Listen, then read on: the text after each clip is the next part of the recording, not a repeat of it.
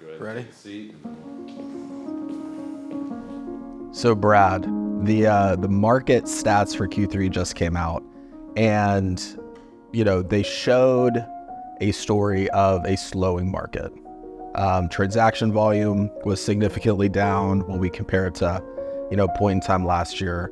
Overall sales volume was down, but the things that stood out to me were that sales prices had not changed, really. Price per square foot had not changed, and there were even some markets that were up overall.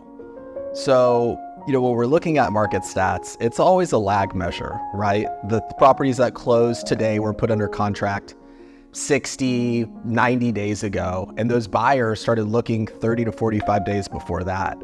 So one of the things I wanted to chat about was what's actually happening in today's market. What are your clients talking about?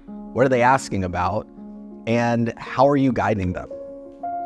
Yeah, you're exactly right. When it comes to the overall price point or the median price point on 30A and the surrounding areas, we've shown a lot of resiliency, right? The market's been very resilient with our price point not dropping and staying stable over the past few years.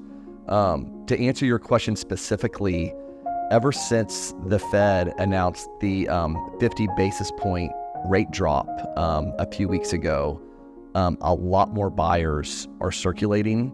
A lot more listings that have been sitting somewhat stagnant are getting showings and offers, and a handful of those are going under contract. So even though the Fed announcing the interest rate cut doesn't 100% of the time equate to interest rates dropping with home loans, it's breeded some positivity or some encouragement with buyers in the marketplace. The same token, you have a handful of buyers that are right there at the edge, ready to pull the trigger, and they're waiting to see what happens in politics this fall. Overall, buyers, I highly predict you'll see pending contracts and closing contracts up in fourth quarter based on what we're seeing to start the fall off.